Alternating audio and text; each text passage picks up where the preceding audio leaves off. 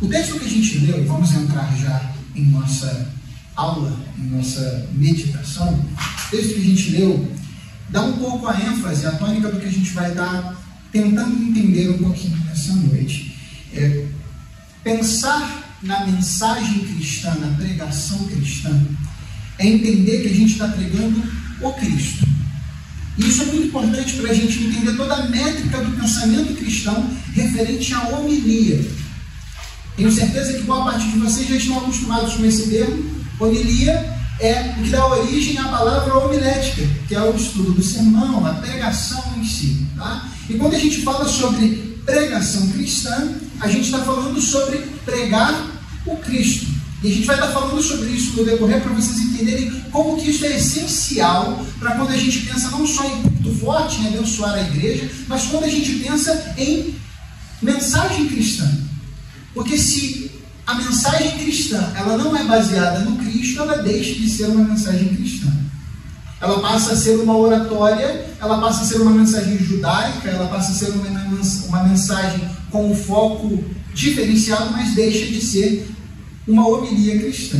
Então, a gente vai sempre partir do pressuposto que vocês já coloquem isso na mente de vocês. Quando a gente fala de pregação cristã, de homilia cristã, a gente está falando de uma mensagem centrada no Cristo. Sempre centrada no Cristo. Independente do texto que seja pregado. A mensagem é centrada no Cristo. Vocês vão estar, a gente vai estar meditando um pouquinho sobre isso no decorrer. Há um texto que eu queria começar com ele vai ser projetado aí na tela para vocês também. E o nome do texto é O Falso Profeta. Ele foi escrito pelo teólogo, considerado o maior teólogo do século XX, Karl Barth, tá? Teólogo de linha reformada, um dos fundadores da neo-ortodoxia. E o Karl Barth tinha suas falhas teológicas, assim como todos os homens o têm, mas tinham muitos acertos.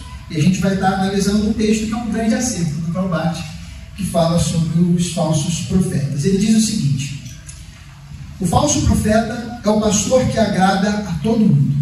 Seu dever é dar testemunho de Deus, mas ele não vê a Deus e prefere não o ver porque vê muitas outras coisas.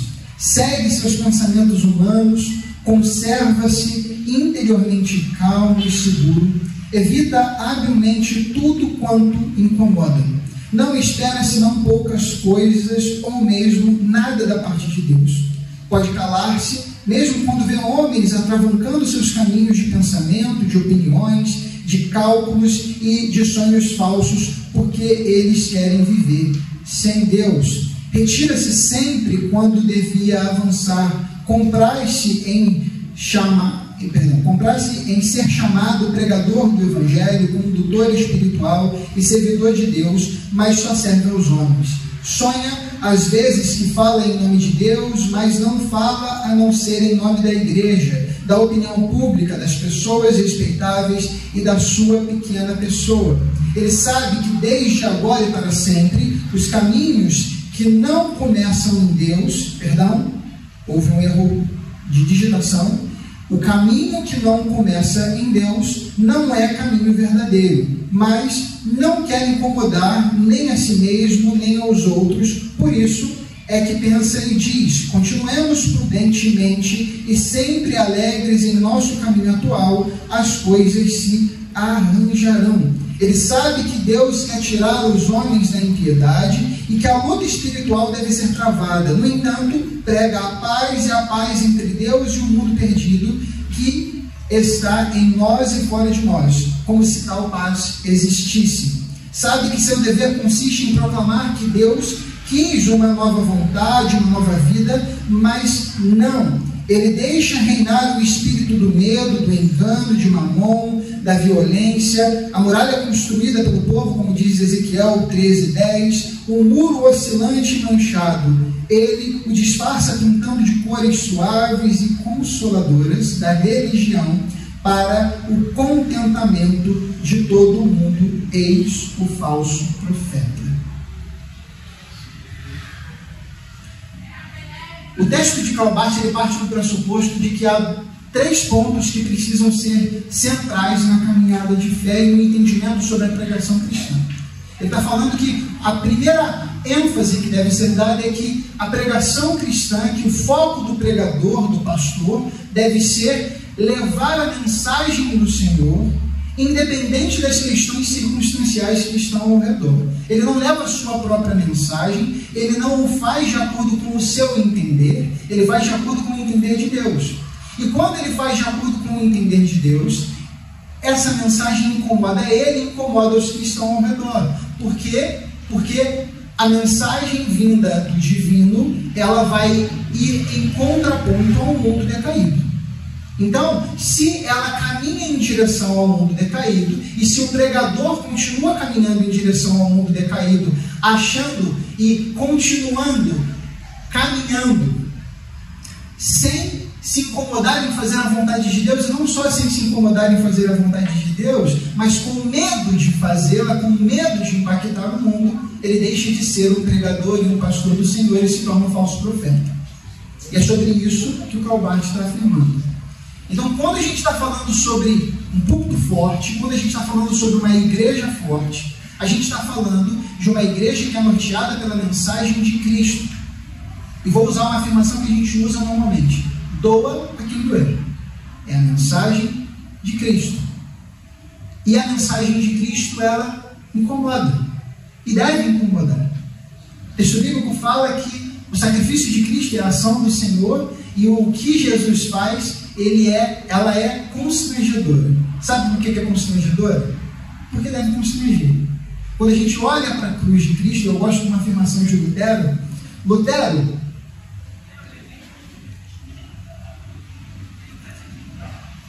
quando começou a instituição, a caminhada de fé com a igreja, depois da reforma, no período inicial, com as congregações que eles passam a pastorear, eles começam a desenvolver não só um pensamento teológico, mas também um pensamento eclesiológico.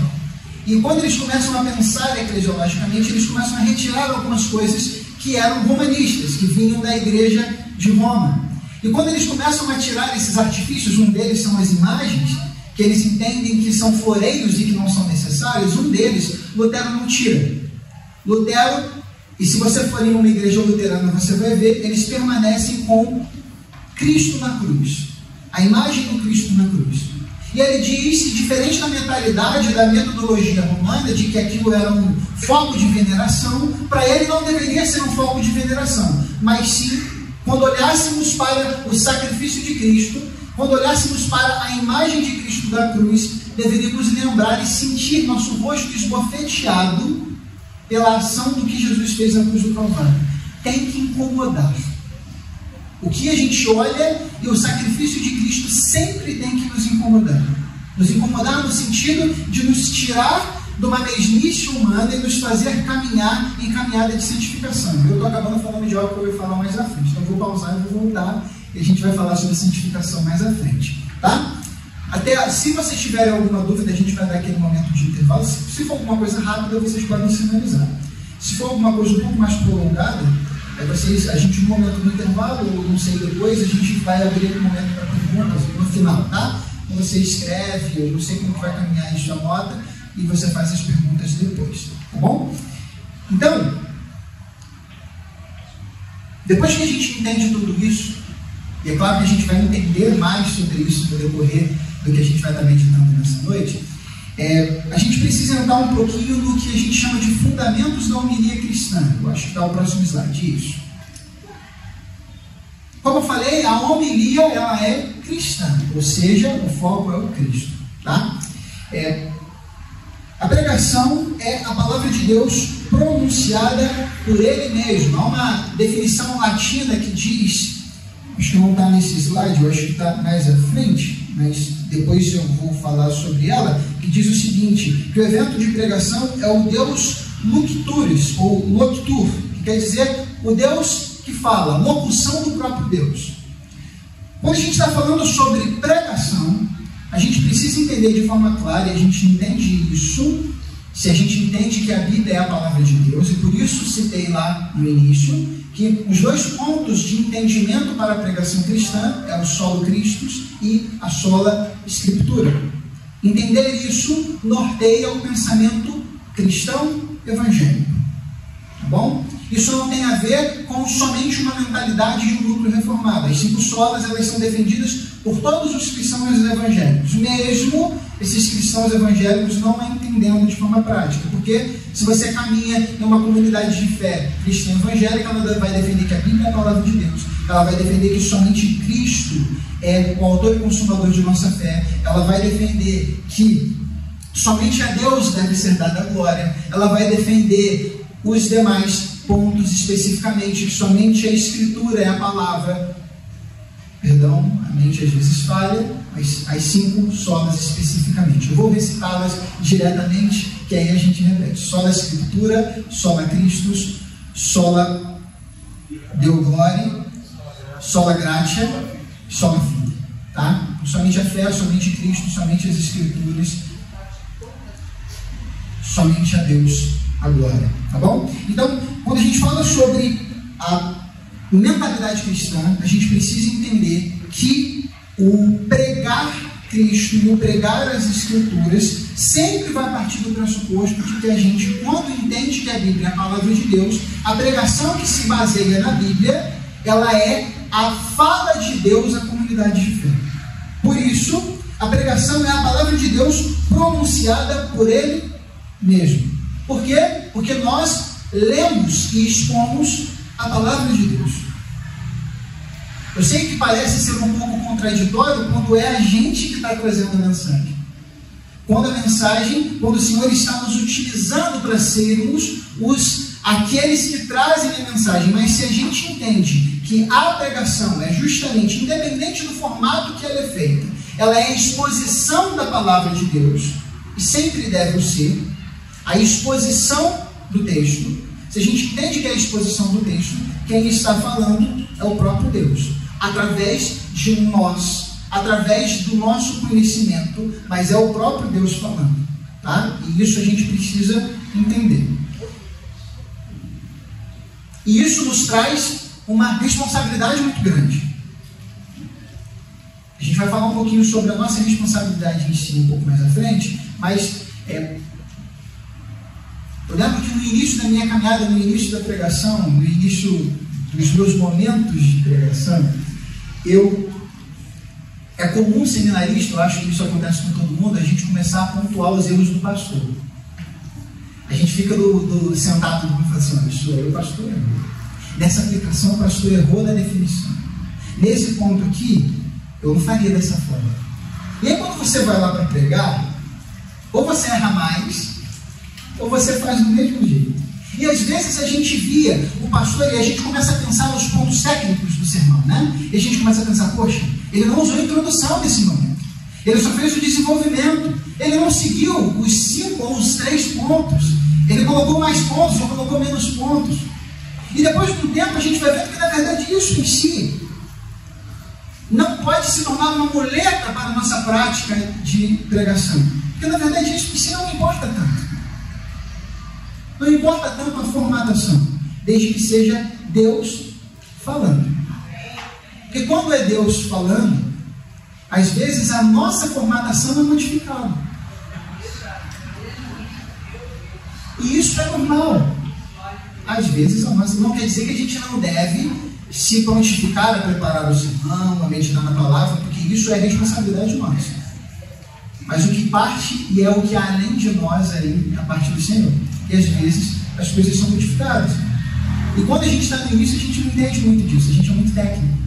E o tecnicismo, ele às vezes é uma dificuldade ao invés de ser uma direção. Tá? Então a gente tem que tomar um pouco de cuidado com isso.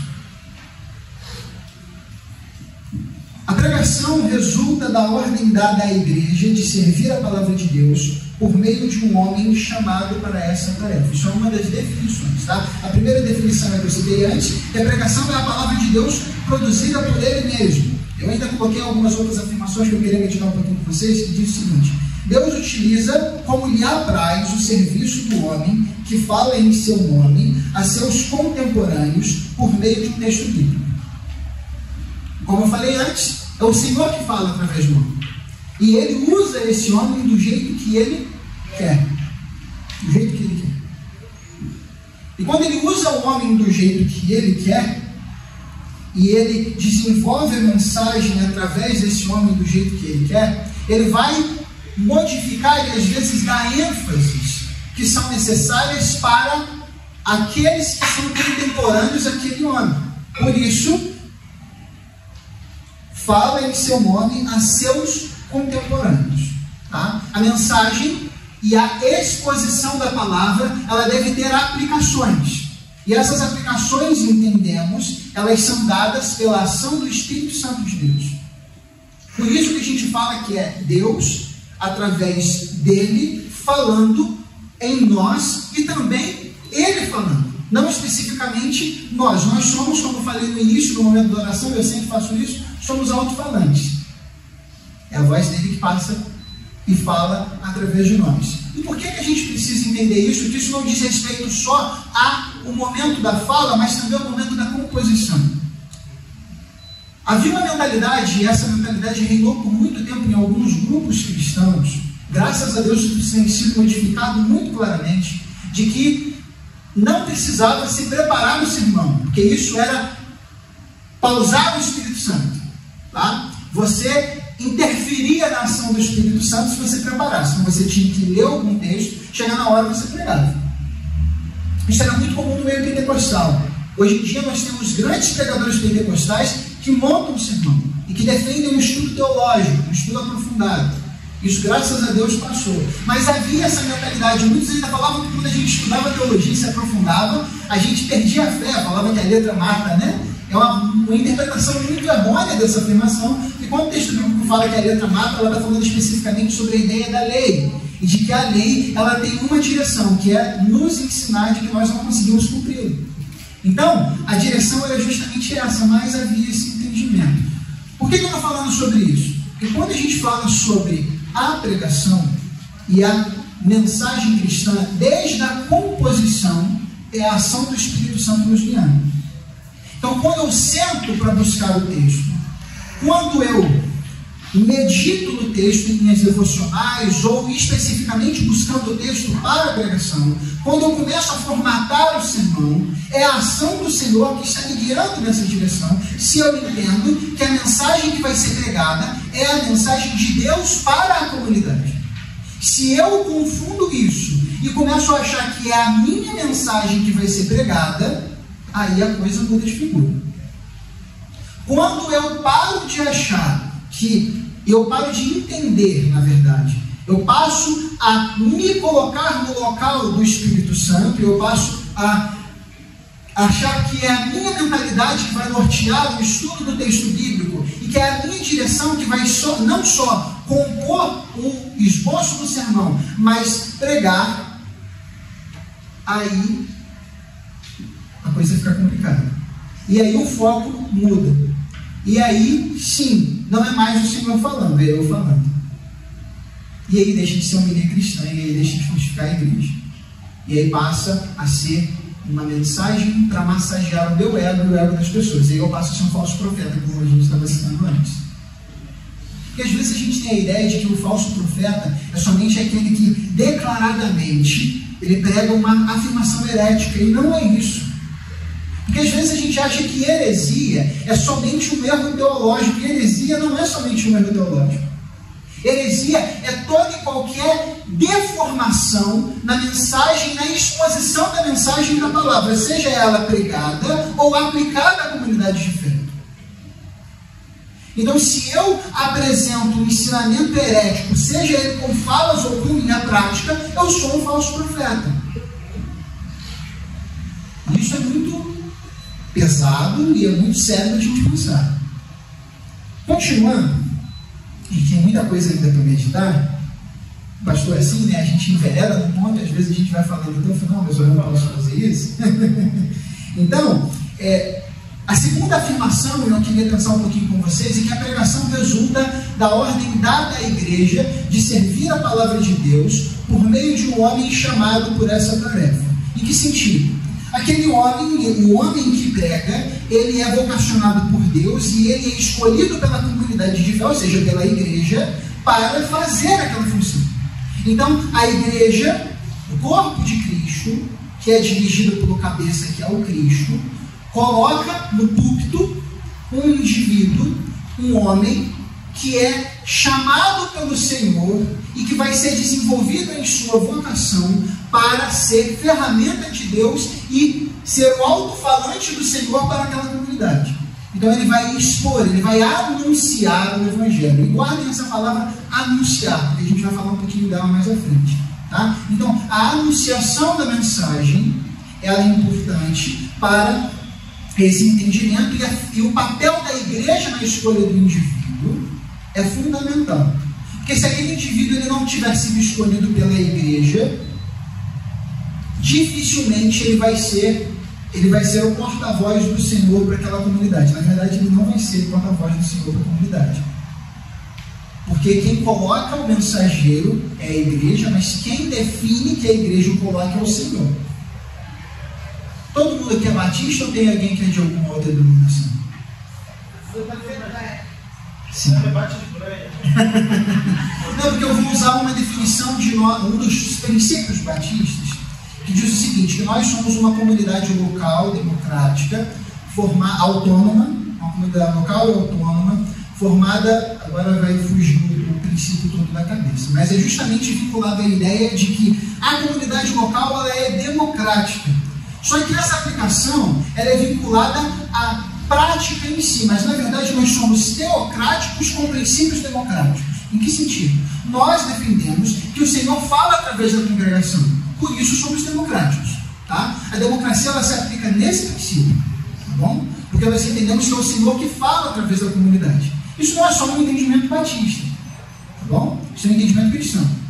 Então, quando a gente está falando justamente sobre o pregador, a gente está falando da ferramenta que foi escolhida por Deus através da comunidade para trazer a homilia.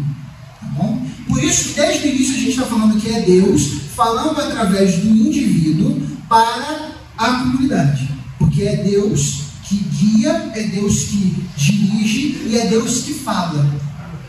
Tá? Sempre nessa direção. É claro que ele usa o indivíduo como o seu conhecimento, ele usa o indivíduo como as suas falas. É claro que temos a nossa responsabilidade, a gente vai falar sobre a nossa responsabilidade um pouco na frente. Não achem, só porque é Deus em todo momento não precisa fazer nada. Não, você precisa de fazer. Precisa sim. A gente vai falar sobre isso. Tá? A gente falou um pouquinho sobre os fundamentos. E aí, depois dos fundamentos, a gente precisa pensar um pouquinho sobre como que esses fundamentos se aplicam à mensagem, à pregação da mensagem em si. Então a gente entra um pouquinho nas características essenciais da homilia cristã, ou seja, da mensagem cristã. A pregação, no próximo slide, a pregação deve ser conforme a revelação. Tá? Em que sentido? Isso significa que o papel do pregador não consiste em revelar Deus ou lhe servir de mediador. Às vezes eu sei que boa parte de nós aprendeu isso de forma errada a vida inteira, né? A gente acha que a gente em si é o mediador da mensagem de revelação, e a gente não é. A mensagem já foi revelada. A mensagem já foi revelada. Tá bom? A gente está falando que a gente está expondo o quê? A gente expõe o quê? A palavra de quem? De Deus. E se a gente expõe a palavra de Deus, a palavra de Deus já foi revelada. Então, se a gente entende que a palavra de Deus ela foi revelada, a gente precisa entender que não somos nós que a revelamos. Lembra que eu falei que uma palavra eu queria que vocês guardassem? Qual foi a palavra que eu falei? Anunciação. Anunciar. Nós anunciamos. É diferente de revelar. Tá? Porque a palavra já foi revelada. O que a gente faz é anunciar a mensagem revelada. Então, isso significa que o papel do pregador não consiste em revelar Deus ou lhe servir de mediador. O único mediador entre Deus e homens é Jesus. Tá? A gente não é Jesus. Mesmo que o texto bíblico fala que nós somos pequenos cristos, e a gente precisa entender que na prática da vida cristã nós devemos o ser, nós devemos imitar o exemplo de Jesus. Tem até um ministério que se chama Jesus Copy, que é justamente isso, ser cópias de Cristo. Eu acho legal essa formação. A igreja de Antioquia ela passa a ser chamada de cristã justamente por isso, né?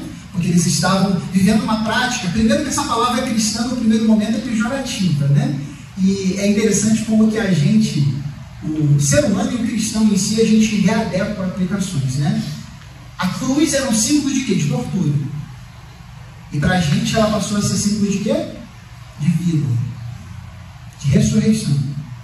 A palavra cristão era um símbolo pejorativo e a gente assumiu essa palavra para nós.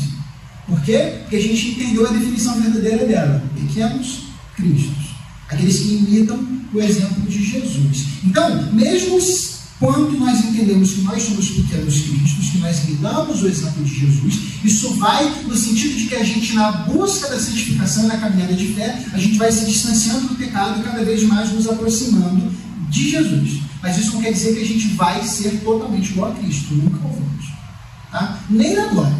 Tá? A gente vai ser um corpo glorificado, mas nós não temos a mesma mentalidade que os mormons de achar que a gente se torna deuses. Né? Nós não nos tornamos deuses. Nós vamos estar em corpo glorificado um dia, mas nós não nos tornamos Cristo.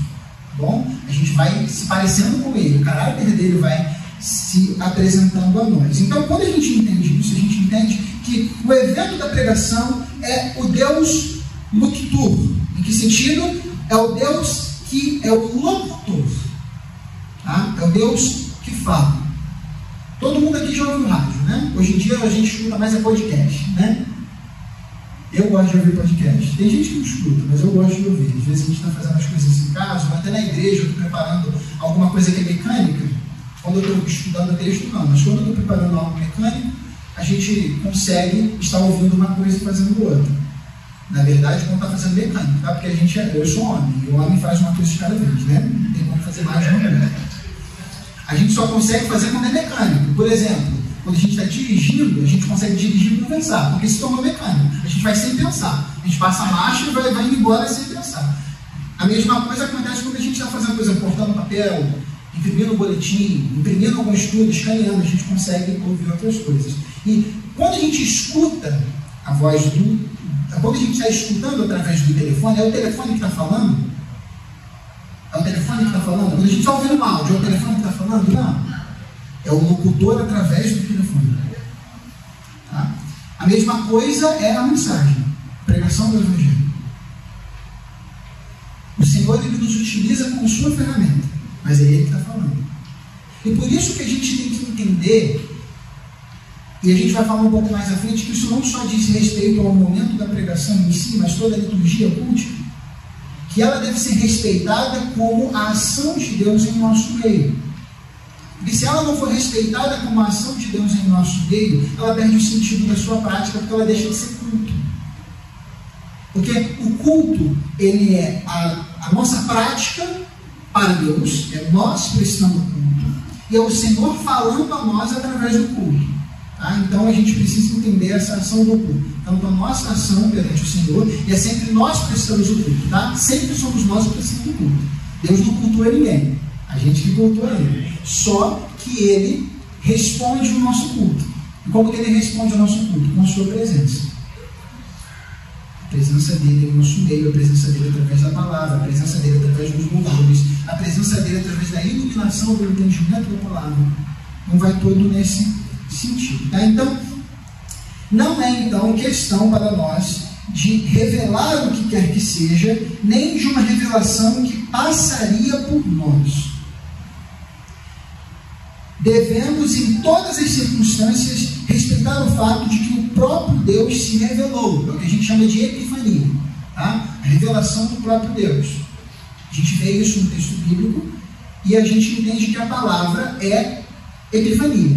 Tá? A revelação do próprio Deus. E que Ele se revelará. A teologia chama de parousia, a volta do Senhor. Há uma duplação no texto bíblico que ela é muito comum, que é sempre o já e ainda não. Não sei se vocês já ouviram essa definição. Já somos salvos. Quem é salvo que levanta sua mão? Amém. Somos salvos. Por quê? Porque nós entendemos que a salvação ela não é conquistada por nós. Ela foi garantida por Cristo na cruz do Calvário. Ele nos deu salvação. Nós recebemos salvação. A gente entende isso de forma clara. Porém, nós estamos em nossa caminhada de santificação. E chegará um momento, no último dia, em que nós seremos salvos. O Senhor voltará, no momento da ressurreição, tanto seja a volta particular do Senhor para conosco, quanto no sentido geral para toda a humanidade, no momento do juízo final, quando os ímpios e os justos ressuscitarão e verão o Senhor vindo em todo o poder e glória. Naquele momento nós seremos julgados e as ovelhas irão à direita, os bodes à esquerda, e as ovelhas caminharão para o Senhor por toda a eternidade com o Senhor. Lá seremos ratificados como salvos, mas já somos salvos. A mesma coisa, ela diz respeito à questão da revelação do Senhor. O Senhor, ele se revelou à humanidade. Há uma pergunta de concílio, e muitos aqui vão passar por concílio daqui a um tempo, de que qual é a ideia de revelação que temos? O que é revelação? E nós entendemos que Deus, ele se revela de algumas formas. O Senhor, ele se revela através da história. O Senhor, ele se revela através de sua palavra. O Senhor, ele se revela através do próprio Cristo Jesus. E quando a gente fala sobre revelação, a gente precisa entender que a gente está falando de uma ação de revelação, de epifania que o Senhor já o fez, e o seu desvelar, ou seja, a revelação final na parousia. Por isso, já e ainda não. Ele já se revelou, e o máximo da revelação é Jesus, e ele ainda vai se revelar vindo em poder e glória no momento do último dia. Tá? Então, só abrindo um pequeno parênteses, um tempo atrás eu ouvi uma pessoa falando que se Jesus voltasse hoje, as pessoas vão querer crucificá-lo da mesma forma que fizeram antes. Gente, Jesus vai vir em todo poder e glória. O texto bíblico fala que todo joelho se dobrará. Não tem possibilidade nenhuma disso, tá? Jesus vai vir em todo poder e glória. Os que são crentes em Cristo Jesus vão dobrar os seus joelhos em alegria, em exultação ao Senhor. E aqueles que não o são vão dobrar o joelho desesperados, olhando para a volta do Senhor e falando: eu estava errado. Ele voltou. Então não tem outra possibilidade. Não tem outra possibilidade, tá? Então, voltando a entender a ideia da ação da parousia, tudo que se passa na pregação, que se situa entre a primeira e a segunda vinda, é a ação do próprio sujeito divino.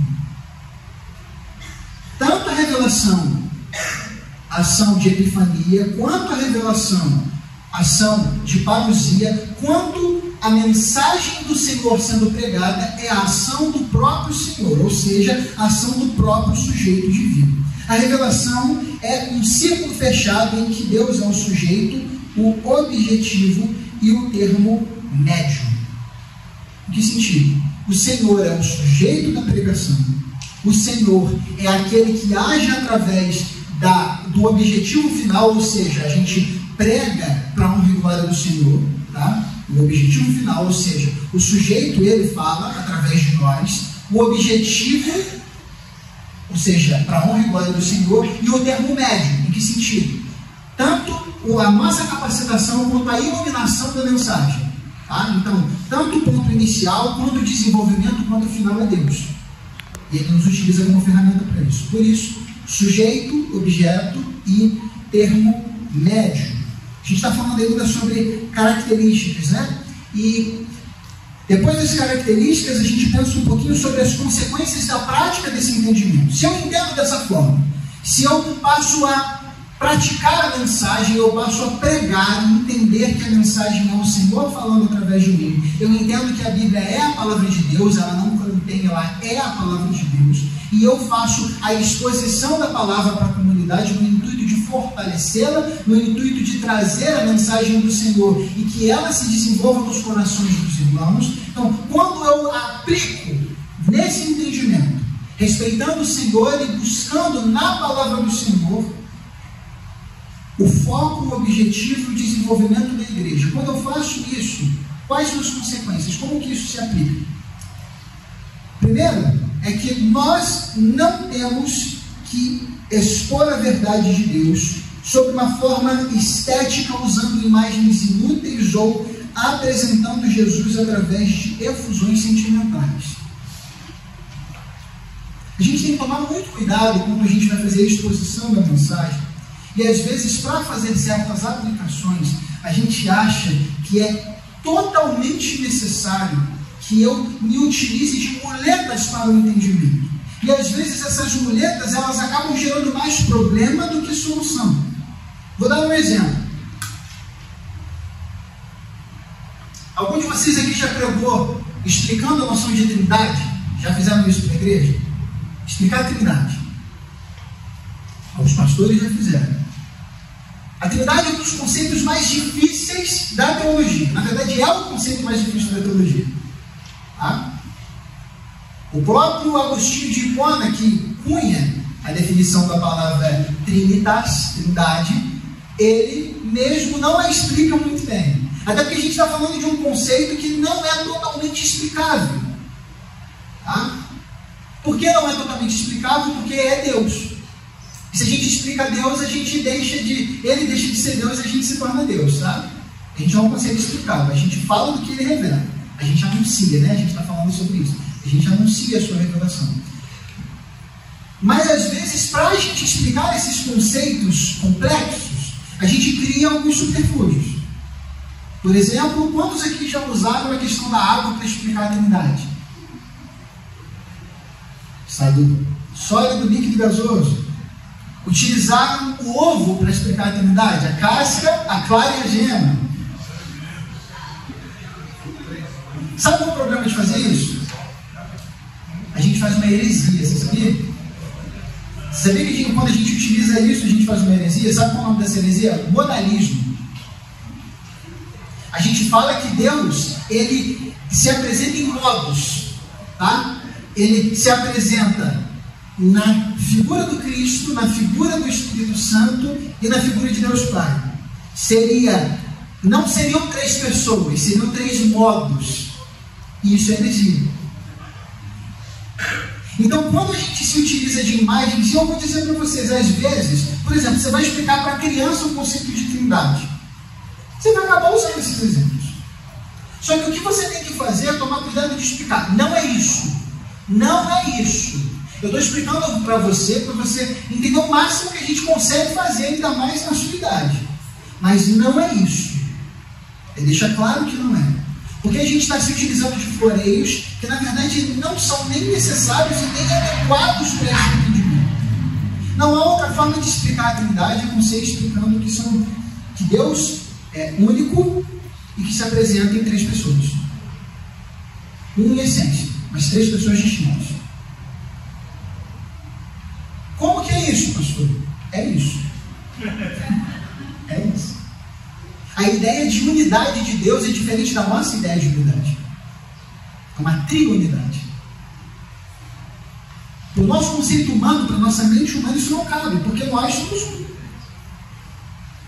E Deus é um, mas é três. Isso não quer dizer que são três deuses. Não são três deuses, é um Deus só. Em três pessoas. Mas não são três modos, são três pessoas.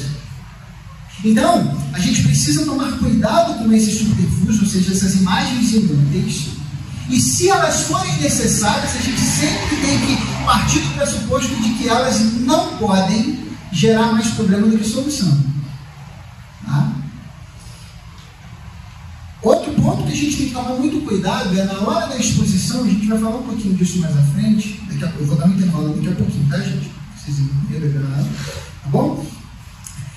A gente tem que tomar cuidado que outra prática que é muito comum no momento da aplicação da mensagem, e quando a gente entende que a mensagem é o Deus falando, isso não pode acontecer, é que a gente começa a utilizar efusões sentimentais. Em que sentido? A gente começa para dar entendimento a aplicações, a gente acha que é totalmente necessário que eu exponha as minhas emoções. Não quer dizer que isso é errado em si. Eu mesmo faço às vezes para dar ênfase no ponto. Só que a gente não pode achar que a única forma de se compreender a aplicação é quando eu dou essas ênfases. Porque é o Senhor falando, né, gente? O Senhor me usou até a mula de pano. Ele faz o que ele quer. E é Ele que ilumina. Então o que a gente precisa entender é que sim, na prática, na homilia, no desenvolvimento homilético, na oratória, às vezes é necessário aplicações e tônicas na voz. Mas a gente nunca pode achar que essas efusões sentimentais elas são base para a mensagem. E se chega um momento que você não está conseguindo fazer isso, você não consegue pregar. Se chega um momento em que você não está bem para o fazer, não está com garganta para dar grito, você não vai. E aí o sermão não desenvolve. Aí os outros começam a falar: o sermão estava bom, está frio, a mensagem está fria. Porque o pregador, ele não trouxe a sua prática emocional rotineira. Quem traz o calor no coração é o Senhor. Eu lembro sempre da mensagem dos homens no caminho de Emaús. Eu acho muito lindo. É interessante que sabe o que faz o coração deles aquecer? A palavra. Eles falam um para o outro assim: você não sentiu o seu coração aquecer quando eles punham a palavra? É a palavra. É Ele próprio. Não somos nós. É Ele. Então, a segunda consequência, e o entendimento que a gente tem é que, ao anunciarmos, entendendo que todo e qualquer floreio ou entonação utilizada não pode ter como intuito alterar ou tornar mais efetiva a palavra revelada, bem como agir como substituto ou auxiliador da metanoia. A gente começa a achar que a gente é brabo, que eu sou bom. Isso é normal, tá? E aí sabe o que acontece quando a gente vai fazendo isso? Isso não faz com que a gente erre de uma forma catastrófica. A gente está pregando ali e a oratória está excelente. Aí do nada some o texto da sua mente. Só para ele falar para você: não é você, sou eu. Para de achar que você bate a bola. Não é você, não, sou eu. É eu que falo. Você é a minha ferramenta. E o que acontece às vezes é que quando a gente começa a colocar o nosso eu, a gente acha que tanto floreio quanto a entonação utilizada, floreio é colocar imagenzinhas, é florear a fala. Você lembra que antigamente os sermões eram muito assim, ó, consequências práticas da mensagem do Evangelho. Colocavam floreios até nas letras, sabe? Essas entonações, essas falas, você pega, por exemplo, eu acho maravilhoso, mas se você pegar hoje em dia as mensagens do João Fulson Soares, é nesse sentido.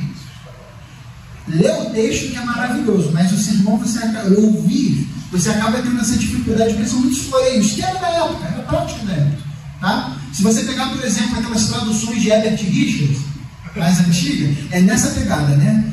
É um R muito alongado, isso é floreio, tá? Então, o floreio, as entonações utilizadas, elas nunca vão substituir a ação de conversão e de transformação da ação do Espírito Santo. Porque é Ele que convence o homem do pecado, justiça e juízo. Não é o seu gritar, não é o seu falar, não é a sua eloquência. Ele fala além disso. Ele te utiliza. E glória a Deus por isso. Honra e glória para Ele. Ele utiliza a gente. Mas é Ele, não é a gente. Então, a gente precisa entender que nada disso pode ser um substituto para a metanoia, transformação. Tá? Até aí, alguma dúvida, alguma questão, gente? Falando sobre a questão das consequências da prática do entendimento, tá? Está no slide 10, a gente fala nele. A gente falou sobre fusões sentimentais e sobre a questão de auxiliar da metanoia. A gente vai continuar dali. Acho que o pessoal vai estar abrindo o slide também para a gente continuar. Isso. A gente ainda falando sobre as consequências dessa prática, desse entendimento, tá? Como são as consequências práticas, como que a gente coloca isso, esse entendimento na nossa prática. O que acontece? Nós não temos que expor a verdade de Deus sob uma forma estética, usando imagens inúteis, a gente já citou isso, ou apresentando Jesus Cristo através de funções sentimentais, e também nós não podemos, ao anunciar, quando nós anunciamos e entendemos que todo ou qualquer floreio ou entonação utilizada não pode ter como intuito alterar ou tornar mais efetiva a palavra revelada, bem como agir como substituto ou auxiliador na metanoia. A gente precisa entender disso, para a gente reforçar um pouquinho o que a gente falou antes, que não quer dizer que essas coisas elas não podem ser utilizadas, tá? Não isso especificamente que a gente está falando. Não quer dizer que a gente não pode olhar para essas coisas e achar que elas são um fim em si mesmas. Tá bom? Essas ferramentas, elas podem ser utilizadas. Um outro ponto que a gente tem que tomar muito cuidado também são justamente sobre os pontos de exclamação na mensagem. Eu estava conversando um pouquinho sobre isso com o pastor Edivan. Tem um livro que eu até indicaria a vocês a ler, o nome dele é Simplesmente Crente. Ele é um livro que é publicado, se eu não me engano, ou é pela Fiel ou pela Vida Nova. Não vou lembrar qual das duas editoras agora. E há uma fala, na introdução do livro, que ele fala o seguinte: vivemos em uma época em que as pessoas querem viver pontos de exclamações em sua vida. Em que sentido isso? As pessoas querem os momentos de êxtase, os momentos de grande ação espiritual ao entender delas, tá? É sempre o máximo do possível, é sempre a sensação mais plena, é sempre aquela fala que traz o emocional mais profundo. Eu sempre tenho que chorar, eu sempre tenho que sentir, é sempre essa ênfase. Aí o autor ele faz uma comparação que eu acho muito legal, que ele fala o seguinte: imagine que ao ler um texto, vamos lá, esse texto que está ali em cima, eu vou ler as primeiras palavras dele. Está escrito o seguinte: consequências práticas desse entendimento. Aí embaixo lá: mas se Deus fala servindo-se de nossa palavra, então na realidade se cumpre este evento. Imagine que eu lesse da seguinte forma: mas se Deus fala servindo-se de nossa palavra, então na realidade se cumpre este evento.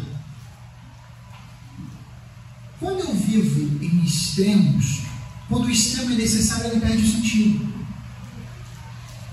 Quando a tônica é necessária, quando a fala mais forte acaba sendo importante, por um momento ela perde o sentido. Então, essas ações de efusão sentimental, elas têm essa complexidade, de que elas passam a ser um fim em si mesmas. Eu não consigo me emocionar com a mensagem se a mensagem não for pregada dessa forma. Ou eu não consigo entender que a palavra de Deus foi pregada se eu não me emocionar com o que foi pregado. O pastor Edvan estava citando a pregação do Jonathan Edwards, que é a mais conhecida dele, que é o Pecadores na Mão de um Deus Errado.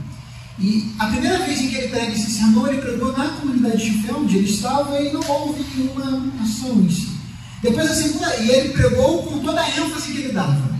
Na segunda vez ele pregou com um candeeiro na mão e lendo o texto assim. Primeiro que não era a prática comum da época, era o que a gente chama de sermão de discurso. Não sei se vocês já viram esse tipo de sermão. O sermão de discurso é somente a leitura do texto. Então eu monto o sermão inteiro, eu leio. Isso é o sermão, tá? E era assim que era feito. Sermões de 2, 3 horas. E eram assim que eram feitos. E o sermão, Pecadores na Mão de Deus Errado, que se você pegar o texto, ele tem umas 60, 70 páginas, mais ou menos. Ele foi pregado em 2 horas com o candeeiro na mão à noite e lendo consequências da prática deste entendimento. Nessa informação. E as pessoas, o texto fala que as pessoas foram tão constrangidas pelo Espírito Santo, não pelo pregador, mas pelo Espírito Santo, que elas se seguravam nas cadeiras porque elas estavam sentindo o fogo do inferno pegando em seus pés. É essa a ênfase. Houve um grande avivamento naquele local justamente por conta disso. A ação do Espírito Santo, não do pregador. Então isso é importante da gente ver justamente essa distinção. Não quer dizer que você não possa dar ênfase, mas tome cuidado com elas. Tá bom? Então, continuando, ainda falando sobre consequências práticas do entendimento, quando a gente aplica, quando a gente entende, eu até citei, mas se Deus fala servindo-se de nossa palavra, ou seja, Ele fala através de nós, então na realidade se cumpre esse evento. Que evento é esse? A palavra de Deus é exposta. Quando a pregação ela é entendida como o orador apresentando a voz de Deus para a comunidade, o que é exposto é a palavra de Deus, não a minha palavra. Então, a palavra de Deus é exposta. Segundo ponto, o evangelho, as boas novas, atinge os ouvintes. E eu gosto dessa palavra atinge, porque às vezes a gente dá a ênfase de que é eu que compreendo o evangelho e eu trago ele a mim. E não é isso, ele me atinge. Ele me atingiu. Ele vem na contramão da minha direção. É como se fosse um carro. Em toda a movimentação, eu estou indo em uma direção e ele vem na contramão e bate de frente. Então ele atinge. O Evangelho, ele atinge. A mensagem das boas novas atinge o ouvinte. Impacta o ouvinte. E essa mensagem de impacto, ela começa a gerar o que a gente chama de metanoia, que é a mudança de mente e de conduta. Tá? A metanoia e a iluminação entram em ação. Lembrando, como a gente falou, nunca fui eu ou sou eu que faço. Todas as ações, tanto a exposição, que é a palavra de Deus, quanto a aplicação das boas novas do Evangelho, tanto a ação de metanoia e de iluminação, são das partes do Senhor. É a exposição da revelação divina na comunidade, na igreja. Tá? Nós somos o alto-falante, como se tem antes. Tá? O Senhor, ele fala através de nós. Não no que se refere a... Ele nos utiliza como sua ferramenta, mas na verdade é a fala dele, não nós em si. Isso tira a responsabilidade do homem na composição e na transmissão da homilia. É uma pergunta que eu faço a vocês. Tira a nossa responsabilidade? Não tira. A resposta está ali já também, né? Já dei cola para vocês. Não tira a responsabilidade. Mas então, já que não tira a responsabilidade, o que cabe a gente? Pode passar para o próximo slide. O que cabe ao homem? O que cabe a nós? Primeiro, a gente precisa entender que a gente tem que se esforçar. Em que sentido? Esforçar em ser o mais fiel à palavra possível. Você não vai conseguir ser o mais fiel que existe. Em que sentido? O homem continua pecador. Mesmo sendo usado pelo Senhor, o pecado ainda está em nós. Isso vai ser retirado no último dia. Então, a fidelidade total, ela não é atingida por diversas questões. Tanto pelo pecado, que nubla o nosso entendimento, quanto também pelo distanciamento da cultura específica na qual o texto foi escrito. Tá? Então, a gente vai ser o fiel o máximo possível.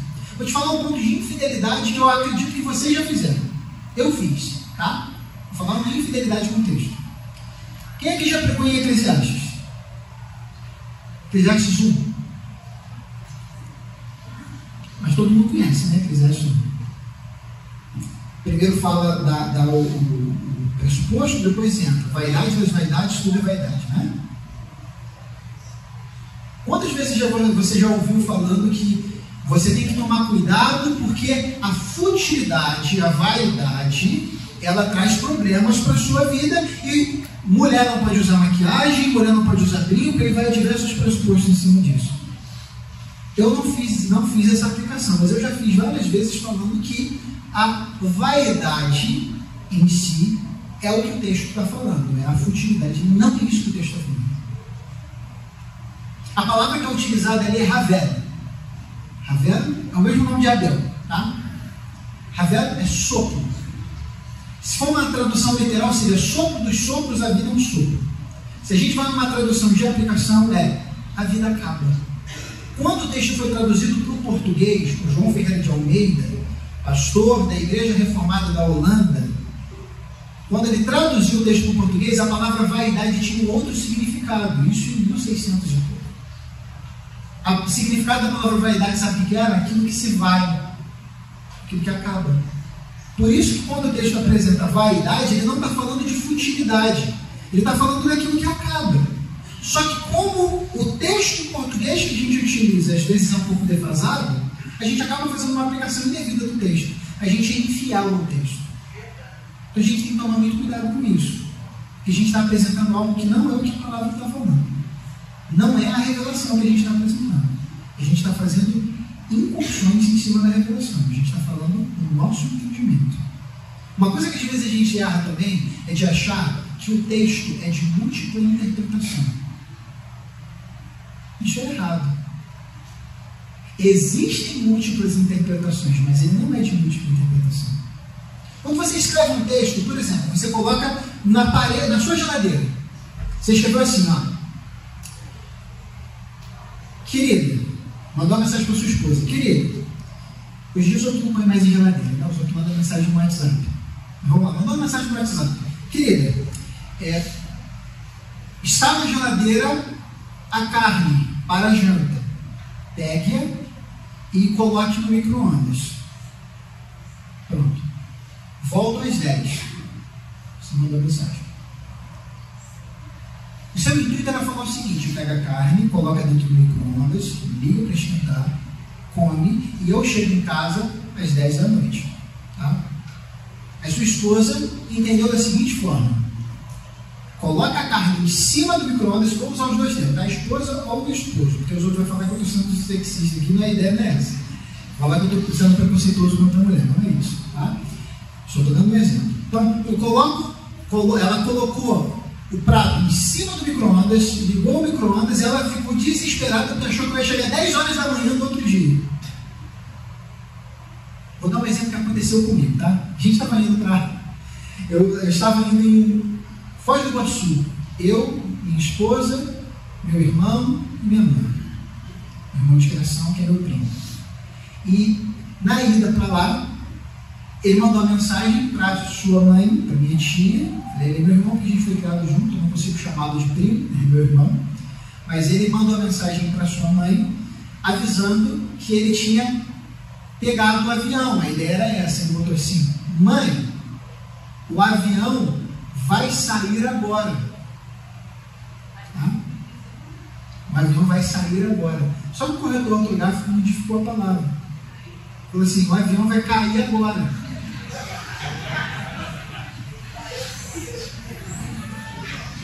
Quando a gente chegou em Curitiba, a gente estava indo e voltando, agora eu não lembro qual foi o momento.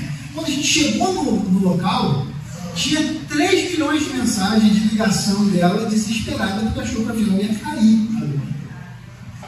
Foi um erro de comunicação. O que acontece às vezes é que a gente olha para o texto e não só como erro ortográfico, mas a gente às vezes tem erros de interpretação. E a gente olha para o texto e a gente quer fazer aplicações em cima desse erro de interpretação. Só que o autor ele tinha uma ênfase. O Espírito Santo tinha uma ênfase através do autor, e o autor, a pessoa que escreveu o texto, inspirado pelo Senhor, mas que escreveu o texto, ele tinha uma ênfase. Só que essa ênfase ela está distante de nós 2000 anos. Então, às vezes, a gente olha para essa ênfase e a gente não entende a ênfase. Então, a gente tem que tomar cuidado porque que a gente não pode pegar o texto sem buscar entender o contexto e as aplicações gerais, porque a gente pode incorrer em erros de aplicação. Tá? E aí a gente fala um monte de asneira. Tá bom? Então, a gente tem que tomar muito cuidado com isso, para que a gente não seja infiel ao que o texto está apresentando para nós, porque o texto tem um sentido, não são múltiplos sentidos. A palavra não é multitônica, ela tem uma direção. E a gente tem que buscar se aproximar cada vez mais dessa direção. Tá? Então, esforça-se para ser fiel à palavra o mais possível, dominando-a no que se refere ao nível de conhecimento e utilização. Eu justamente falei, eu preciso conhecer o texto. Eu preciso dominar o texto, não no sentido de que eu tenho poder sobre o texto. Não tenho poder sobre o texto, mas eu tenho conhecimento sobre ele. Tá? Eu sei do que eu estou falando. Eu busco, eu me dedico em aprender. É claro que a gente já afirmou claramente que quem fala é o Senhor, mas Ele utiliza nós.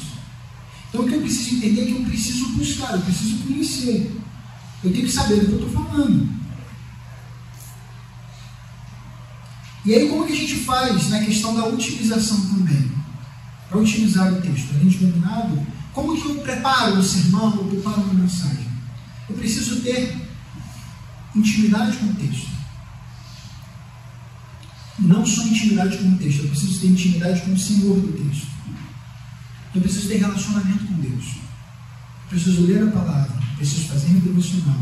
Eu preciso me empenhar em entender o que o Senhor quer falar com a igreja, buscando no texto. Então, primeiro eu tenho que me esforçar na leitura devocional, na escolha para a exposição. Também eu tenho que me santificar. E aí é um ponto que eu queria dar bastante ênfase aqui. Santificação, a gente está falando tanto no que se refere ao ato de compor o texto, quanto na questão da exposição da homilia. Tá? Tanto quando eu componho a homilia, quando eu componho o texto, quando eu monto o sermão, quanto no que se refere à exposição da homilia. E não somente isso, antes e depois. Infelizmente, nós somos ocidentais. Eu digo infelizmente porque há uma mentalidade ocidental que ela influencia muito a nós, que é a separação entre o sagrado e o profano. Há uma mentalidade grega de que haviam momentos da vida do indivíduo em que aquele aspecto da sua vida era sagrado. Tá? Então, como era isso? Quando ele ia fazer o culto, aquele momento era sagrado. E os outros não. Então ele tinha um momento de culto e os outros momentos não eram momentos de culto. O que a gente precisa entender é que quando a gente está falando sobre caminhada com Deus, isso não existe. É uma vida de culto. Então não tem um momento eu só cultuo ao Senhor especificamente quando eu estou na igreja. Não. A gente é crente o tempo todo. Então, por ser cristão o tempo todo, eu preciso entender que essa prática de santificação, ela não é só na leitura do texto, ou ela não é só no decorrer da composição do sermão. Ela é antes e depois disso. Eu tenho que me afastar dessa ideia de que na vida do crente existem espaços. Eu separo em gaiolas. Uma parte é para a vida cristã, a outra parte é o que a gente chama de vida secular. Muita gente usa isso, né? É a área secular, é o meu trabalho secular. Isso não existe. Na vida cristã isso não existe. O texto bíblico fala que façam tudo como se fizessem para Deus. O meu trabalho é para Deus. A minha casa é para Deus. A minha vida é para Deus. A minha família é para Deus. O meu relacionamento é para Deus. O meu estudo é para Deus. Seja ele um estudo teológico ou não. É para Deus. A forma como eu leio o jornal é para Deus. A forma como eu acesso a internet é para Deus. Tudo eu faço para Deus. E se eu faço tudo para Deus, tudo é culto. Tudo é culto. Toda prática de vida é culto.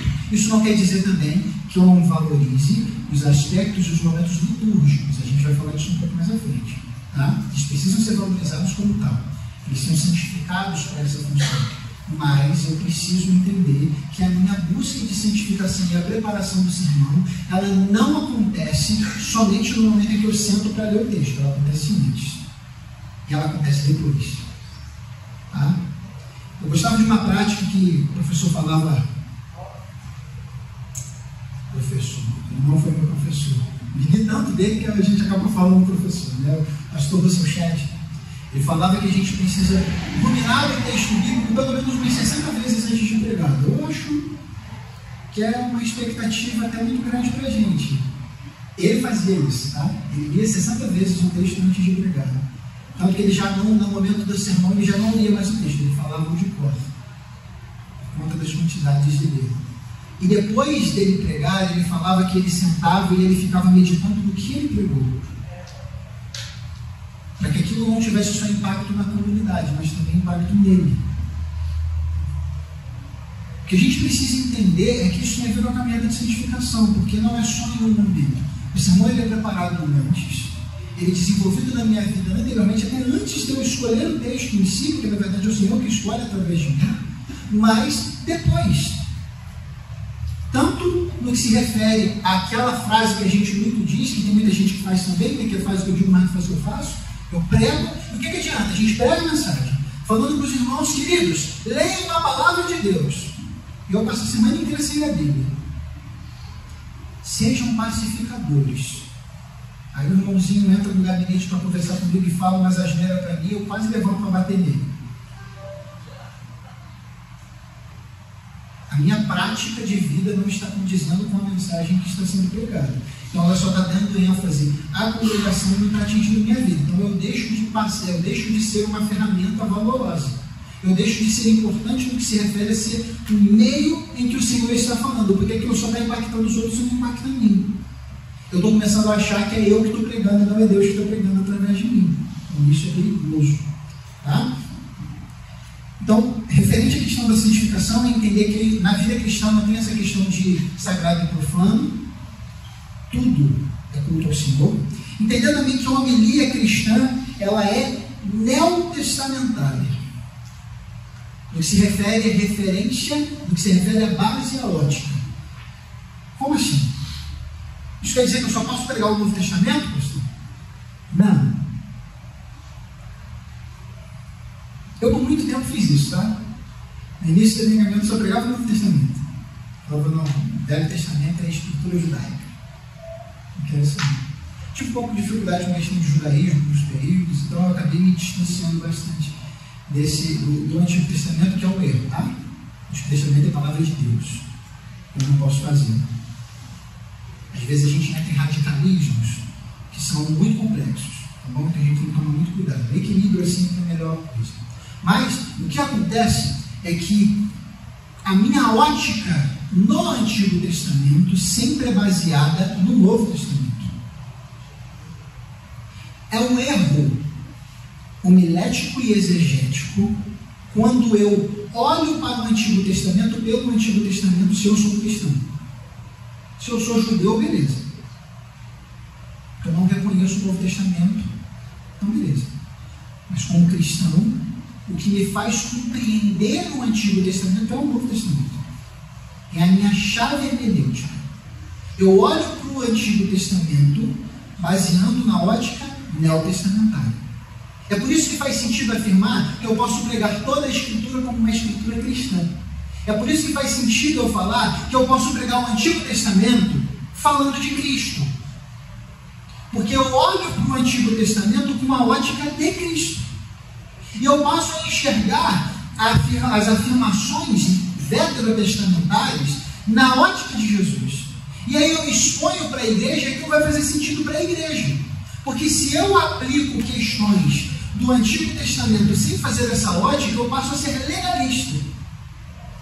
E aí daqui a pouco a gente está na igreja fazendo peiote, botando aquele cabelinho do lado, a gente botando a arca da aliança dentro da igreja, a gente usando talite. Coisas que na verdade naquela época nem tinha, tá? São coisas medievais, são posteriores. E a gente começa a trazer princípios judaicos para a prática litúrgica cristã, achando que o judaísmo ele é mais santo do que o cristianismo. Porque a gente está tendo a ótica trocada. A gente está achando que o Antigo Testamento é que me vai dar a bagagem para entender o Novo Testamento. E na verdade é justamente o contrário. É claro que eu preciso conhecer muito o Antigo Testamento, para que eu não também cometa erros. Porque sim, existem afirmações, e quase todas as afirmações neotestamentárias elas são baseadas no Antigo Testamento. São citações do Antigo Testamento, mas em uma nova roupagem. E a gente precisa dar ênfase na nova roupagem. Jesus, sim, dá uma nova interpretação ao Antigo Testamento. Não é a mesma ótica que os fariseus, os saduceus e os essênios tinham. Não é. Jesus dá uma nova interpretação. Na verdade, para nós, a verdadeira interpretação. Tá? Então, quando eu olho para o Antigo Testamento e eu prego em cima do Antigo Testamento, eu vou na seguinte afirmação que o próprio Novo Testamento me faz: que toda a Escritura testifica de Cristo. Então, se toda a Escritura, ele não fala um ou outro, ele fala toda a Escritura testifica dele. Então, eu posso pregar em Gênesis, e Gênesis ainda é mais fácil ainda porque tem as falas messiânicas. Mas eu posso pregar em Números falando de Jesus. Eu posso falar das 614 leis do Pentateuco citando Jesus. Eu posso falar dos 10 mandamentos citando Jesus. Não só citando, apontando a Cristo. Por quê? Porque nós somos cristãos. E a nossa pregação é cristocêntrica. Em todo momento. Se em algum momento eu pregar o Antigo Testamento, pregar passagens do Antigo Testamento em minha mensagem e não citar Jesus, não foi uma pregação cristã. Não foi. E a gente sempre tem que ter esse esforço, essa prática, esse entendimento de olhar para o Antigo Testamento na prática homilética e exegética, na montagem do sermão e no desenvolvimento, e entender que tem que apontar a Cristo. Que se não aponta a Cristo, perdeu o sentido.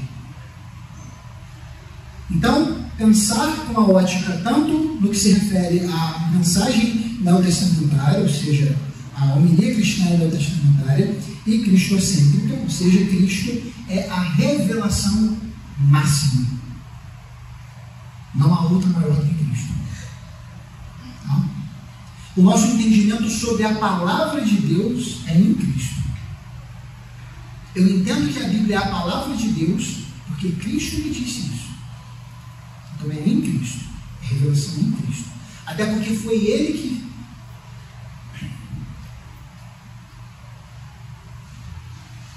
Perdão. Até porque foi Ele, foi a ação dele, a cruz do Calvário, que me permitiu ter a minha caminhada de fé.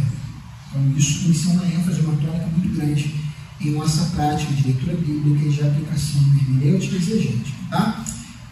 Sobre a composição e a exposição da homilia, agora a gente vai entrar um pouquinho na parte técnica, que eu sei que muita gente gosta, né? As formatações, dos tipos de sermão, expositivo, temático, textual. É nisso que eu vou entrar? Não é nisso que eu vou entrar. A gente vai falar um pouquinho, vai antecipar, mas a gente precisa entender que existem diversos tipos e formatos de exposição bíblica, tá? Não especificamente eu vou entrar nas formas, mas, por exemplo, existe eu pulei alguma coisa? Acho que manteve o texto. Não. Pode passar para o próximo slide, para o pessoal acompanhar também? Isso. Existem diversos formatos para a exposição bíblica. A exposição bíblica ela pode ser tópica, ou seja, manter em tópicos. Ela pode possuir título ou não. Ela pode ser baseada numa perícope. O termo perícope é comum a vocês, tranquilo? Perícope passagem, tá? Então, qualquer texto é composto de perícopes, partes. A gente olha para o texto e a gente, baseando na leitura do texto, ele tem um início, meio e fim. Isso não é perícope, ele tem um início, meio e fim. E eu posso utilizar tanto a perícope, tanto longa quanto curta, que às vezes são perícopes curtas, e a própria perícope às vezes se divide em duas partes. Eu posso também, e o que eu preciso entender, referente a tudo isso, é que não é que a pregação, eu vou repetir, o que é preciso entender é que a pregação não é composta de partes separadas e ordenadas arbitrariamente em relação ao texto. Ela é um todo. Por que eu falei isso? Porque não me importa o tipo de formato em si, não é o mais importante. O seu sermão pode ter título ou pode não ter título. O seu sermão pode ser dividido em tópicos visíveis, você pode falar o primeiro tópico, o segundo tópico, ou eles podem ser subentendidos, são ênfases que você vai dar na mensagem, ou pode não ter tópicos, ou pode ter 3, ou pode ter 5, ou pode ter 10. Não é o mais importante. O importante é entender que a mensagem, a exposição da palavra de Deus, ela é um todo, em si. E eu não preciso completá-la, ela é completa. Eu vou expor a palavra. Às vezes a gente vai usar de ilustrações porque nós somos meninos na fé. Todos nós. Às vezes ilustrações acabam sendo ferramentas, mas como a gente falou antes, elas não podem ser o fim em si mesmas. Às vezes a ênfase da minha mensagem não é o texto, passa a ser a ilustração. E aí eu pego um texto, muitas vezes a gente já fez isso e outras pessoas já fizeram. Eu pego o texto, eu leio o texto, depois eu vou falando um monte de coisa que não tem nada a ver com o texto que eu citei. Ou falo de um texto, falo de outro, e no final eu fecho um negócio que tem nada a ver com a citação. Você quer ver um exemplo? Uma vez eu vi um pregador falando que a minha ação sempre é livre. E ele estava citando dessa forma. Que não haveria uma intromissão, especificamente de Deus, em nenhum momento. Que é mentira. Está escrito como se apresenta em diversos momentos. Deus ele interfere na nossa caminhada o tempo todo. E o texto que ele utilizou como base para falar que era livre foi o texto de Jonas.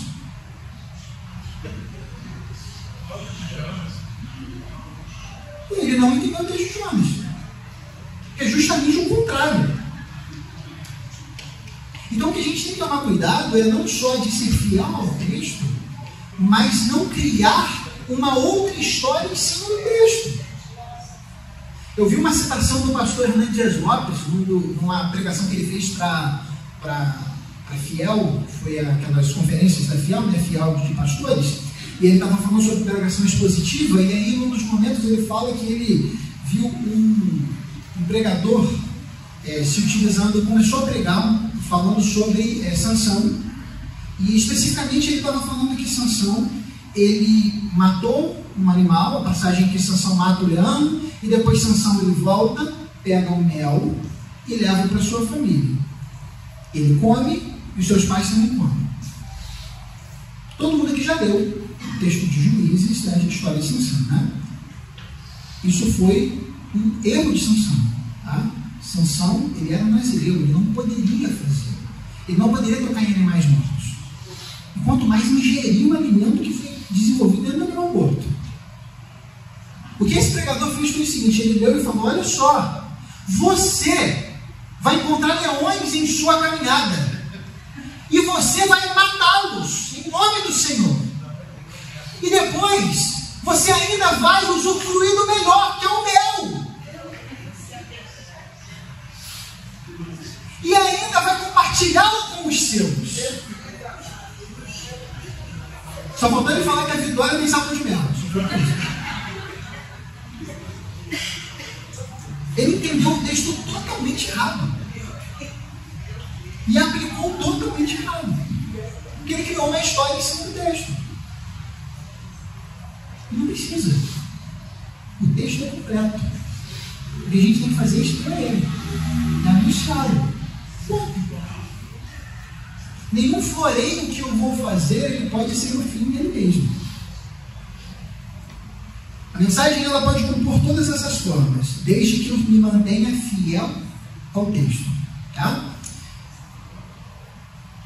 Ainda sobre a composição da homilia, não se deve então procurar o que é preciso dizer em primeiro, segundo ou terceiros lugares. Observamos o que é dito é uma coisa, a palavra de Deus. Pode passar o slide, tá? Para eles também. O que é dito é uma coisa, a palavra de Deus. E essa palavra não é o que nós podemos produzir por nossa engenhosidade. Nós podemos, senão, testemunhar. O que isso quer dizer? O que isso quer dizer é que as minhas interpretações sobre o texto e as minhas aplicações sobre o texto em si, elas não devem estar sendo colocadas em primeiro lugar, nem em segundo, nem em terceiro. O que eu preciso entender é que quando eu prego e quando eu falo, eu exponho a palavra de Deus. E quando eu exponho a palavra de Deus, essa não é o que eu posso produzir por engenhosidade humana. Não é o que eu faço. Eu apenas testemunho. Nós somos testemunhas do que o Senhor fez. Nós somos testemunhas da sua revelação. Nós testemunhamos a mensagem do Evangelho. Nós testemunhamos o que o Senhor fez em nossas vidas. Nós testemunhamos, através da leitura e da revelação, o que o Senhor fez na vida de outros homens. E o que a gente faz é anunciar esse testemunho. Não é através da minha engenhosidade. É o texto, a exposição do texto. A pregação não deve se comportar em fechar assuntos. É preciso conter-se com o texto. Em que sentido? Às vezes a gente tem o intuito de pegar o texto e eu tenho que fechar um assunto em cima daquele texto com aquela pregação. Eu quero que os irmãos entendam totalmente a aplicação do texto e que esse assunto ele não deve ser mais debatido. Então eu vou pegar o texto e eu vou falar que esse texto, que esse assunto, ele se fecha e ele se finaliza nele próprio. Eu vou, por exemplo, falar que só existe uma ótica, ou existe só uma palavra, só existe uma afirmação no texto bíblico sobre santificação. E aí eu pego aquele texto e eu começo a falar para os irmãos, é isso, sem entender e sem apresentar para os irmãos que o assunto ainda não fechou. O texto bíblico fala sobre santificação o tempo todo. Então eu não posso achar que o meu sermão ele fechou o assunto. O texto em si ele tem a sua finalização, mas o assunto pode ser voltado a ser debatido e pensado. Esse domingo eu preguei em cima da tão conhecida mensagem de Salmos sobre o pastor, especificamente sobre, que a gente até cita em músicas e tudo, sobre o passar pelo vale da sombra da morte, dei ênfase especificamente nisso. Eu já preguei nessa passagem inúmeras vezes. E eu não fechei o assunto. Você pode ouvir, não quer dizer que eu estou dando novas interpretações. Não são novas interpretações. Eu estou focando e dando ênfase, mas não são novas interpretações. Eu tenho certeza que se eu pregar em cima do texto e o pastor Edivan pregar em cima do mesmo texto, as ênfases vão ser distintas. Mas não quer dizer que a gente está dando novas interpretações. Só são tônicas, ênfases. Mas o texto é o mesmo. E o texto se finaliza em si. E ele não é esgotável. A palavra de Deus não se esgota. Por isso que o mesmo texto é pregado há 500, 600, 1000 anos. E continua impactando a vida da igreja. Porque ela não se esgota. E não é eu que vou esgotar ele. É o Senhor que faz.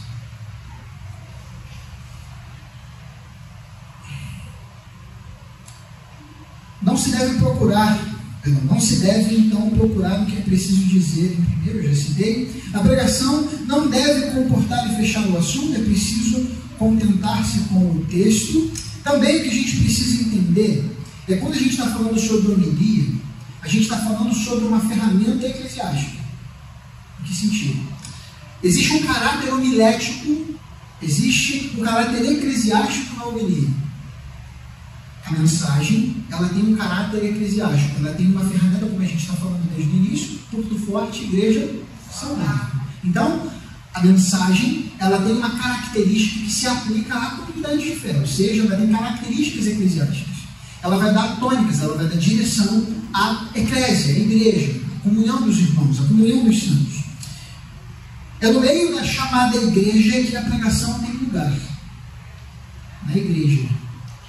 E aí, quando a gente fala de igreja, a gente não está falando especificamente de o templo.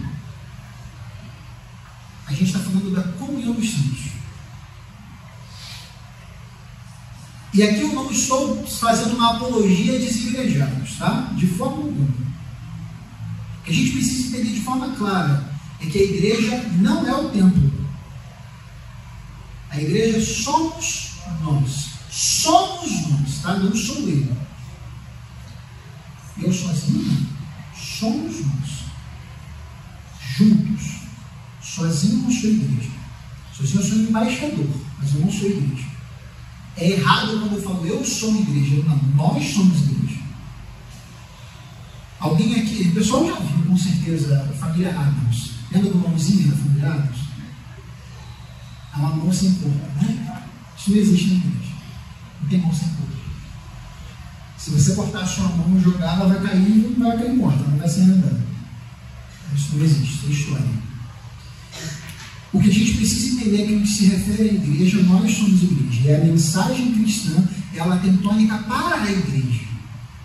E ela vai fazer sentido e aplicação para a igreja. Ela passa a fazer sentido na vida daqueles que não são igreja. E esses que não são igreja se tornam igreja quando ela faz sentido para eles. Porque o Senhor entra no coração, há a metanoia, há a conversão, e ele se torna igreja. Então, aonde tem espaço para pregação? Na igreja. E ela está ligada à existência e à missão da igreja, a pregação. É precisamente por essa razão que ela deve ser conforme a revelação.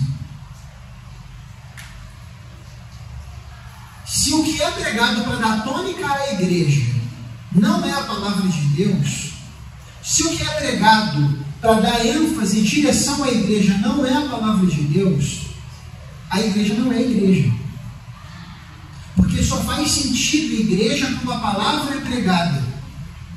E só faz sentido ser igreja se a palavra é vivenciada e experienciada pela igreja. Porque não há igreja sem palavra. Não há igreja sem ação de metanoia. Não há igreja sem conversão. E a palavra de Deus fala que a fé vem pelo ouvir e ouvir o quê? Então é a palavra de Deus que gera a igreja, é a palavra de Deus que gera a consonância dos irmãos, é a palavra de Deus que dá tônica à comunidade de fé, que dá tônica à igreja. E a igreja caminha em direção à homilia, à pregação da palavra. Na pregação não se trata de um esforço do homem para ajuntar alguma coisa à revelação. Não é o meu esforço em contribuir com o que foi revelado. Eu não vou falar mais do que já foi revelado. Eu vou expor. A gente já deu ênfase nisso em vários momentos. O movimento que vai da primeira à segunda vinda não somos nós que o provocamos. É unicamente graça e obra de Deus. As conversões, a caminhada com os irmãos, as pessoas que vão se convertendo e vão agregando a comunidade de fé, as transformações, as modificações de vida, as pessoas que estavam entregues ao mundo das drogas, as pessoas que estavam caminhando para a sua própria destruição, que foram transformadas, famílias que foram restauradas, tudo isso, todas essas ações, são única e exclusivamente pela graça e pelo poder e a obra de Deus. E ele utiliza a igreja para essa ação. No que se refere à salvação, é Deus que vem na direção dos homens e não os homens que se elevam por seus próprios atos, por suas próprias práticas. Eu não consigo conquistar a salvação, eu recebo. Deus que vem em minha direção. Isso é claro no texto bíblico, tá? A gente vê essas afirmações o tempo todo. Convém também afirmar,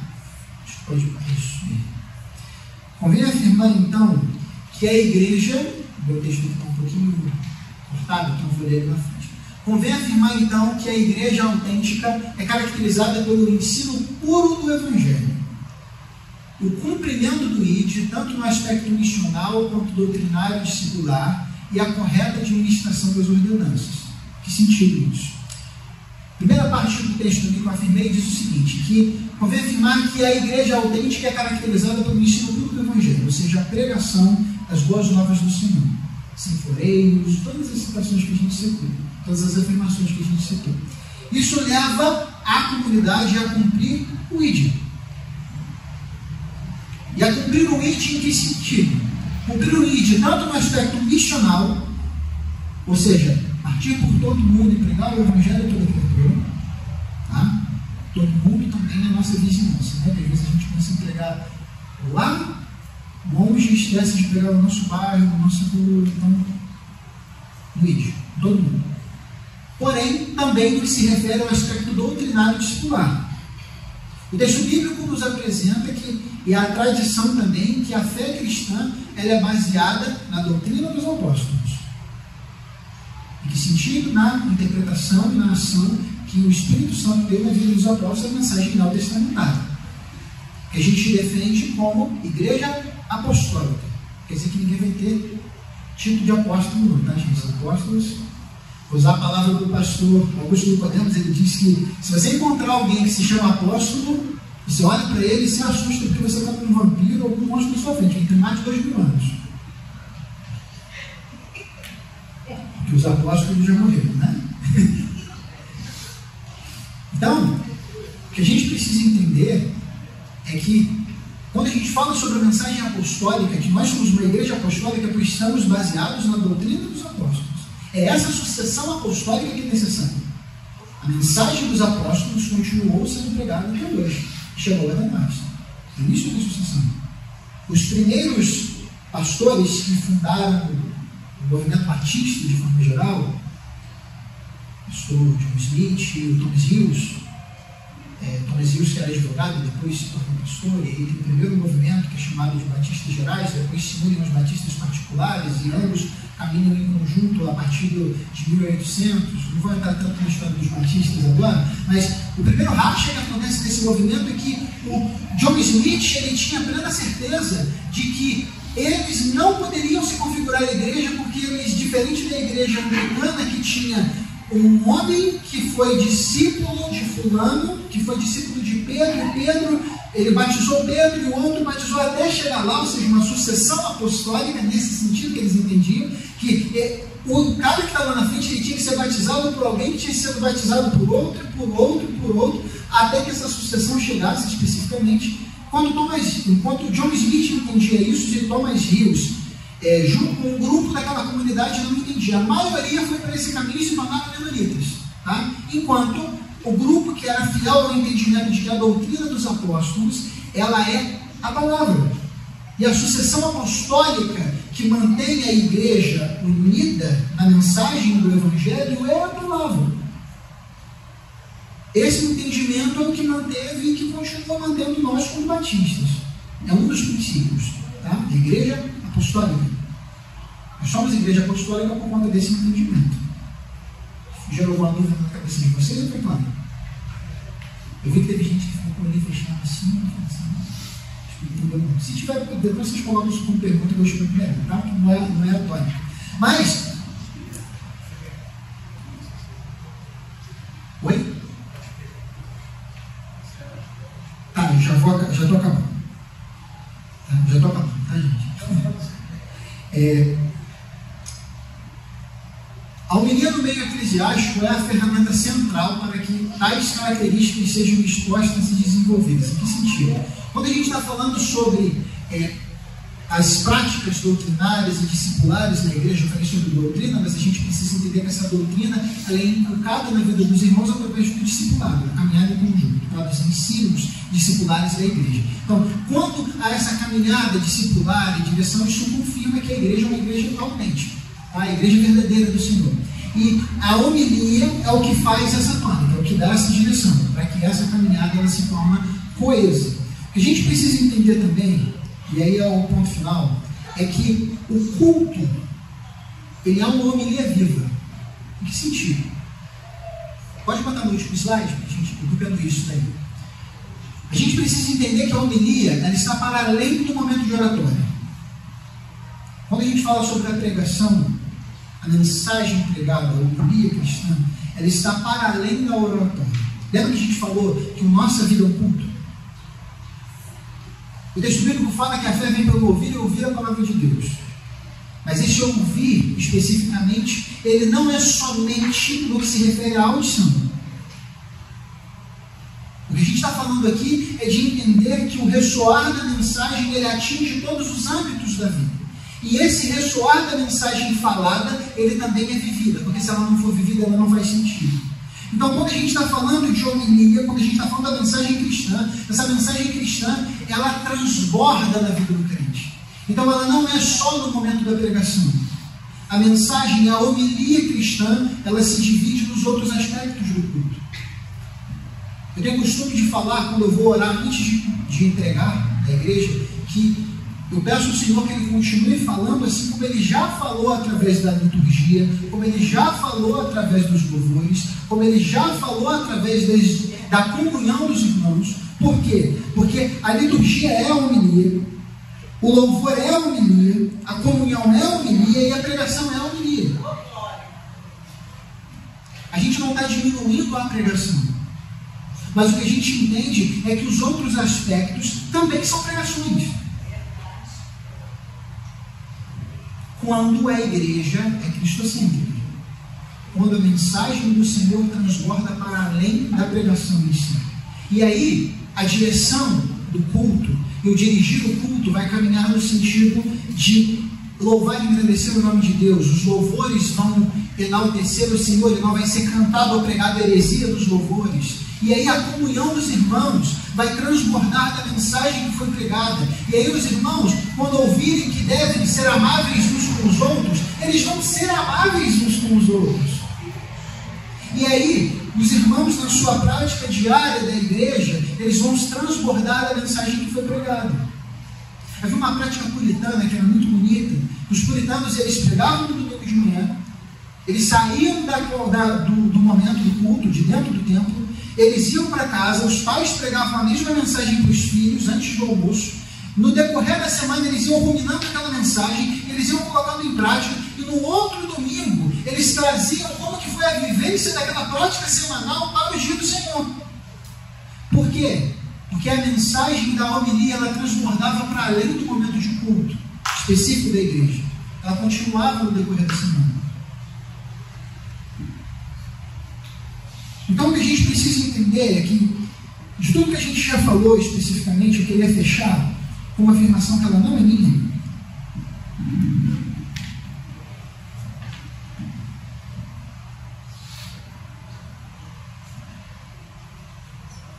Ela é do pastor Joel Bake, Ele diz o seguinte: preguemos com mansidão pessoal, enquanto declaramos com ousadia a palavra de Deus.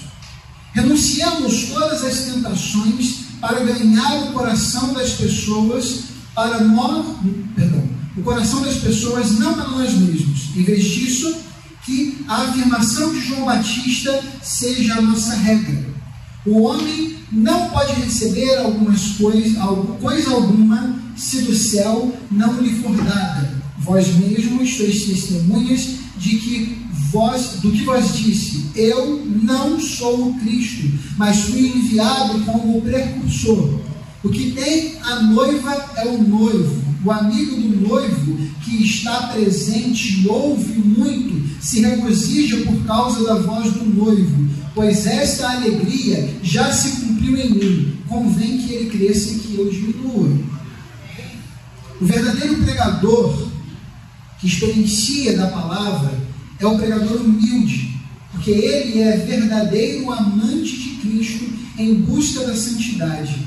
Ele se contenta em ser nada, se dessa maneira Cristo possa ser tudo. O que a gente precisa entender é que o foco da palavra, o foco da mensagem, o desenvolvimento da mensagem não é você. Para que o reino de Deus seja engrandecido, e para que o nome do Senhor seja louvado, porque por Ele, para Ele, são todas as coisas. E a Ele toda a glória e louvor para sempre. Amém. Amém?